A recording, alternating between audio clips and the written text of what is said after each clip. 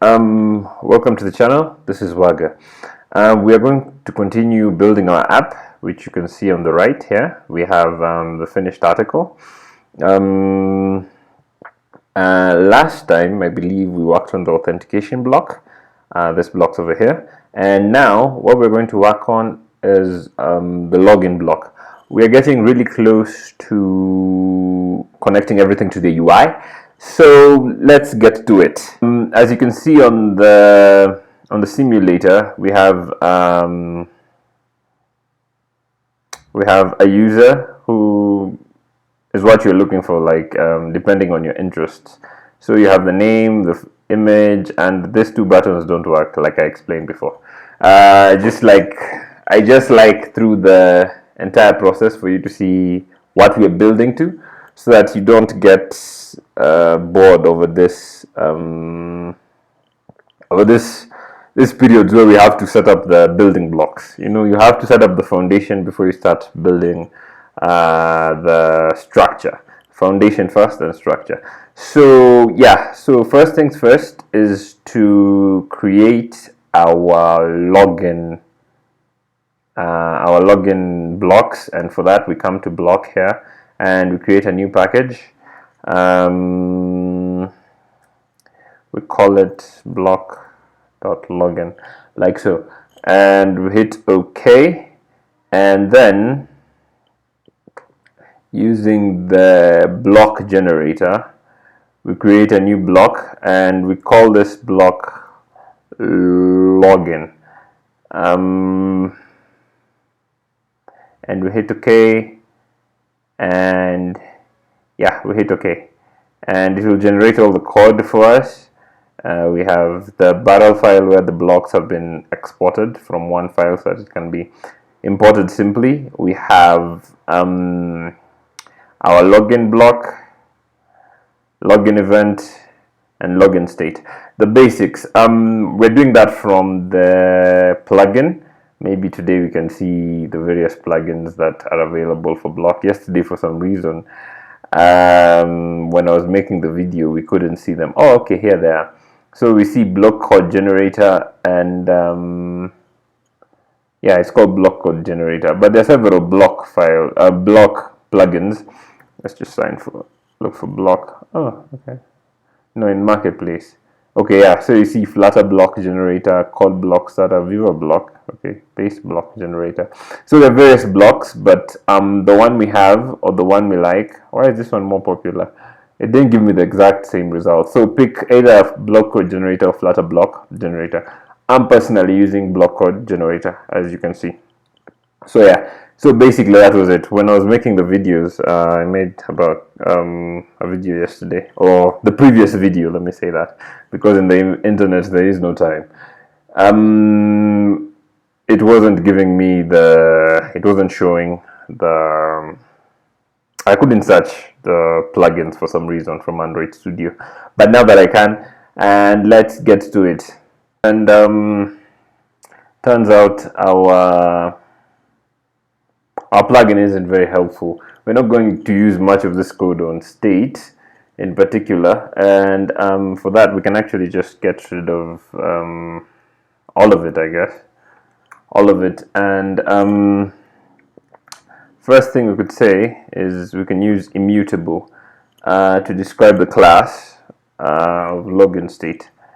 Class login state, like so. And we need meta, I believe. We need meta for that. Now, immutable simply means that all the fields here, all the instance fields should be final. And also, an immutable object in Dart is one whose state cannot be changed after creation. So after created, the state cannot be changed. So we define the fields. We could say final bool of type boolean is email valid, like so.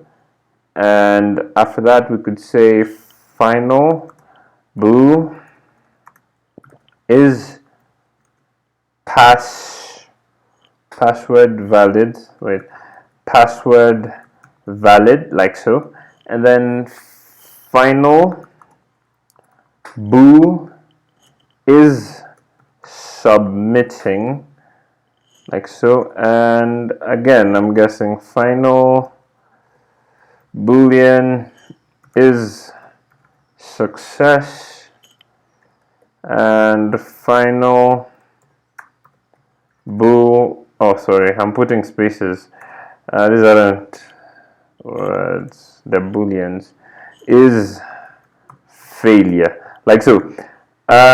So as you can tell, let me just minimize my timer. As you can tell, we have several states, and some of them are included here, like success and failure. And we have an empty state, we have a loading state, we have a failure, and we have a success state. We're going to implement those in a bit. So yeah, so basically these are the what are they called? These are the instance fields, and they're all final because this class is immutable. First things, we could create a constructor, and for that we'd come here and hit Command N on a Mac.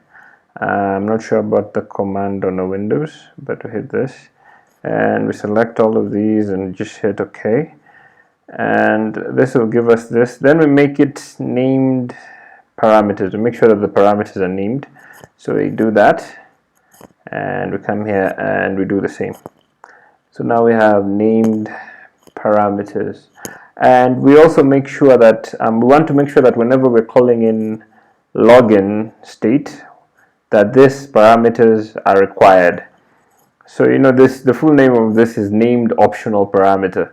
So for this, we could come here and we use the annotation required, like so. For that we need to import it from the meta package. That's why we installed meta. When we come to pubspec.yaml, where is it? Yeah, meta, right there. So where are we? Oh, we're in login state, yes. So we do this for all the others. We can just copy this and make sure that all of them are required. Copy and put it here. Give it a space, and same here. Give it a space. Come here, do that. Give it a space. Come here. Sorry. Opening Spotlight, space, like that. And so yeah, so now we have added the parameters, and they will be required whenever we're calling in login state, like so. It's a getter which will allow us to read and write. Getters and setters basically just give somebody read and write access to an object and its properties, right?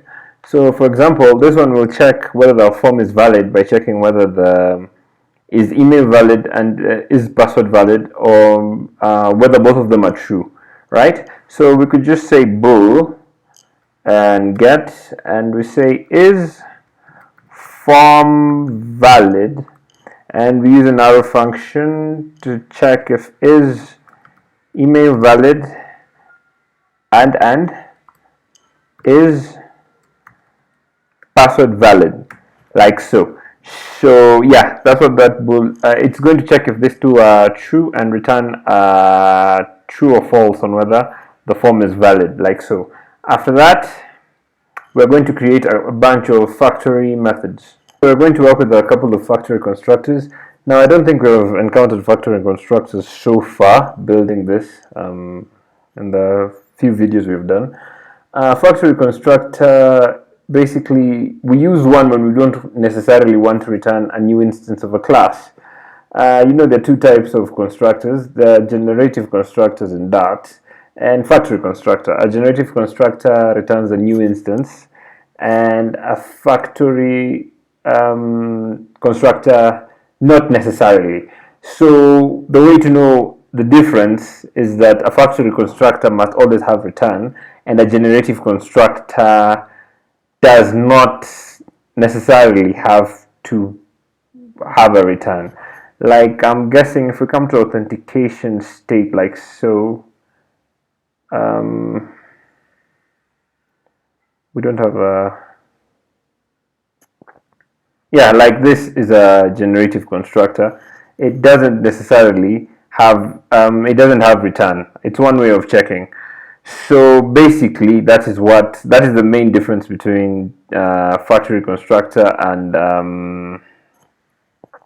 generative constructor. So yeah, so we could do this by first calling it factory like so, and saying login state and dot empty, if I can just spell correctly, empty like so, and this will return login state, and login state is going to have is email valid. We could say true in this case. We could say is password valid. We could say true, and is submitting here, I think, is going to be false. Is submitting is going to be false. Is failure is going to be false. Is, what's the other one? Is submitting is failure. I think was 1, 2, 3, 4, 5. There's supposed to be 5. Is email valid? Yes. Is password valid? Yes. Is submitting? Yes. Is success? Yeah, I think it's success. I was looking for the 5th one. Is success is false. So in this instance, I will return a login state with this instance variables, like so, and we do this.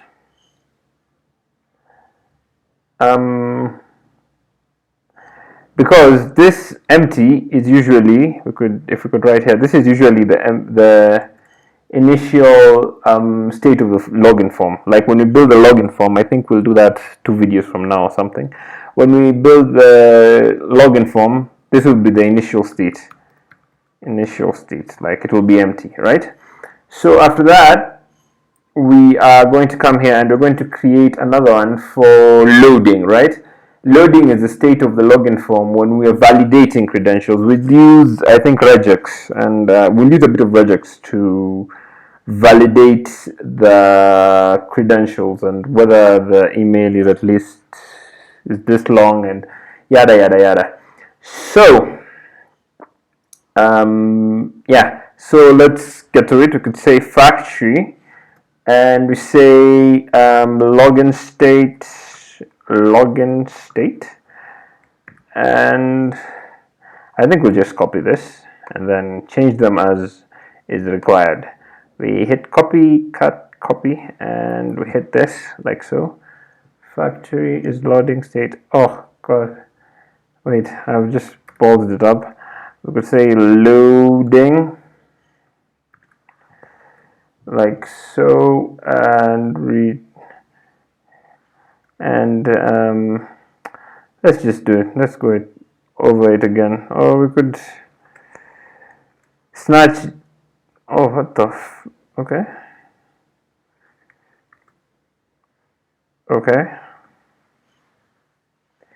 Yeah, so, and here we say return login state.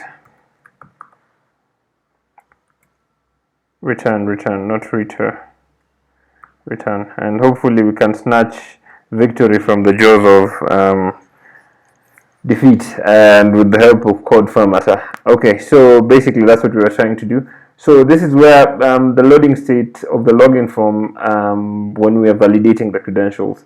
So I think we could hit true to all of them except the last 2 is success and is failure. So this 2 will remain false, but this is submitting. We can change to true, like so. So that's the that is the loading. Now we should check for failure. So basically we could save ourselves a bit of time by copying this and editing it as is the required. So we could do this and come to login state dot failure. This is the state of the login form when a login attempt has failed. So we leave the first two as true. Is submitting will be set to false because it is not submitting because there's a problem. And is failure is set to true. Is failure is set to true. Okay, let me just disable my my timer. And after that is success. If success is obviously false, this failure is true, this is true. Okay, so yeah, basically this is the failure. And after that we're going to build login state.success. Failure, let's handle success. Success is when everything has gone swimmingly and a login attempt has succeeded. So for that we could just save ourselves a bit of time and copy this like so. Hit the copy button and come down here and paste it like so.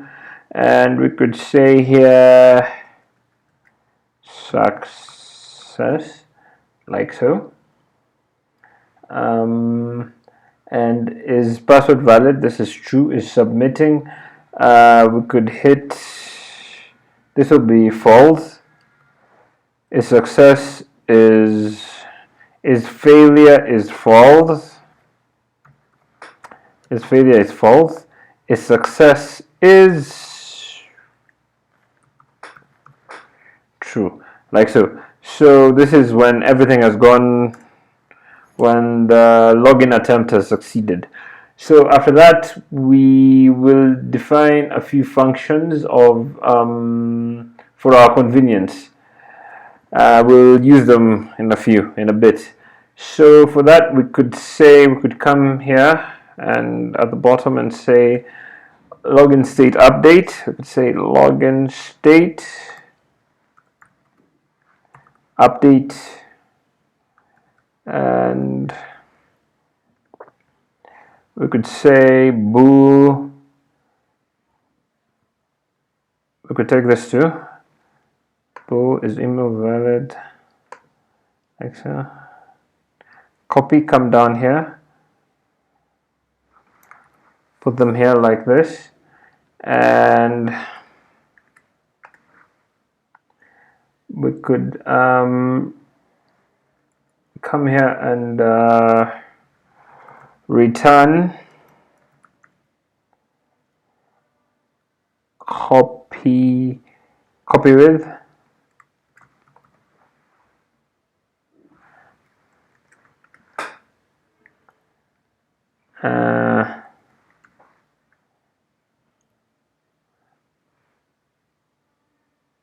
And we could say, we could copy this this 5 like so.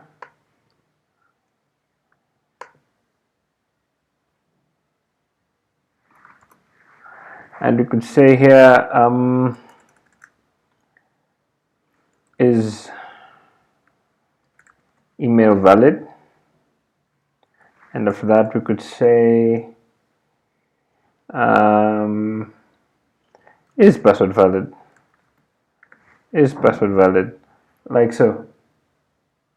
So we continue, and now we create the copyWith. So we could come here, we could come here and say login state copyWith like this, and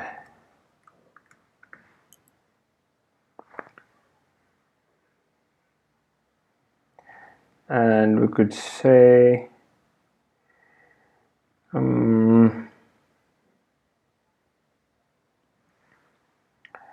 we could copy this bool. We could say bool is email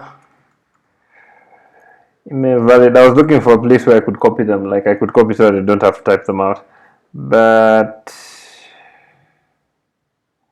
Yeah, we could just do this, but then you'll have to put a comma everywhere. So it's just better to type it out. I was looking for an opportunity to be lazy, but hard work is always prized. So let's just muddle through. Is password valid? Like so, and then bool is submit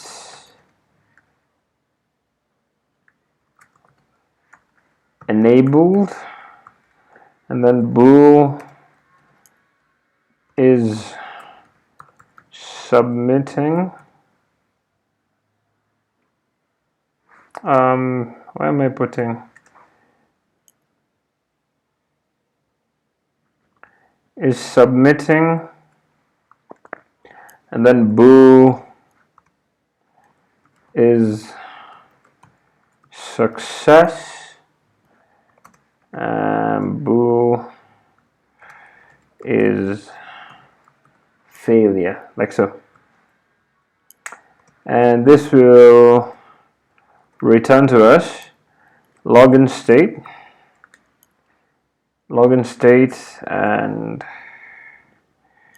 we could put a semicolon. This is dot after all, and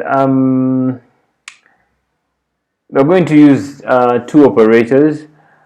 No, not the two operator.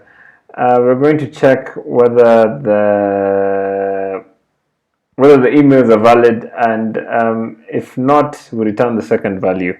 We're going to use, it's called the null coalescing operator. In Swift, it's called the null coalescing operator, I believe. Null coalescing operator, that's what it's called in Swift. Here, I think it's called the null aware, where you check if one of the values that you might be using is potentially null and prepare for it, or give something in its stead. So, for example, if you've not come across this, it's, I'm guessing, not too used part of Dart. We could go to Dartpad, and for that you just go to Dartpad. So dartpad.dartlang, and let's create a void here, say main, like this. Yeah, and we could say print, and here we could have, this is what I'm talking about. So in this case, it will check if 1 is null, and if 1 is null, it prints 3, right? So if we hit that, we get, this is Dart. Supposed to put a semicolon at the end, yes. So if we hit this, what do you think will happen? It will print 1, because 1 is not null. So if we hit this, we will get hopefully 1, yes. But if we change this to null, and we hit this, we will get 3, because 3 is null. So it checks if the value on the left is null, and if it is, it prints the value on the right. And if the value on the left is not null, is 1, it prints 3. So basically, that's what the null coalescing operator or the null aware operator does. Just two question marks. You could also do this, and this will print, I believe, 1. Is it going to print 1? Okay, apparently you can't do that. But basically that's it. This is basically the null coalescing operator. It checks if the whatever is on the left is null. If not, it prints it. If it is, it prints what's on the right. Basically, that's it. So how are we going to use it here? We could say is email. Why is it so squished up over here?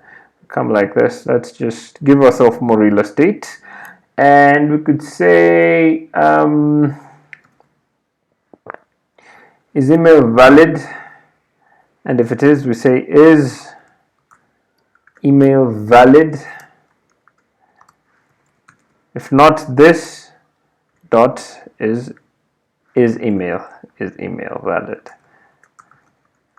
Email valid. And we do this for the rest.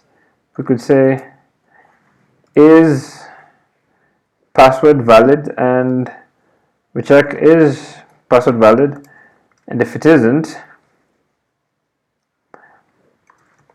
we use this dot is password valid, like so. And we do the same for is submitting. What's wrong? Is submitting, and we check. Why is it capitalized? Is submitting, and we say this dot is submitting.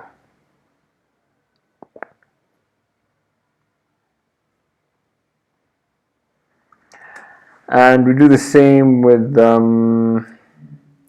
basically copyWith allows you, let me just say a few words about copyWith.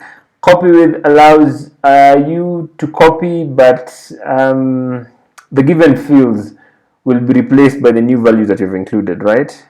So in this case, for example, you could say here you are copying it with update, but we are the is email password, we pass in this into his email password and this into his email password, like compared to this, right? So yeah, that's how you update it. copyWith, it takes some of the values that have been specified and keeps specified and changes them to what you have specified and keeps the rest as they are. So we do this for is success and is failure now. So we could say is success and we check is success. Is success, use the now coalescing or null aware. This is DAS after all. This dot is why am I getting is success, and is failure, we say is failure, and we say this dot is failure. So you see here we copyWith and we add is submit enabled. Yeah, so basically that. So everything else is copied, but with is submit, or rather what we have here is we have is submit enabled added along for the trip. So basically this is the login state, and now we are going to go to the login event. Thank you for watching. This is Waga from the future. This video is part of a much longer video, so I decided to divide it into two, so that I can make two videos instead of two relatively short videos instead of one longer video. So leave a like, a comment, and share the video. And again, thank you, and I will see you in the next video.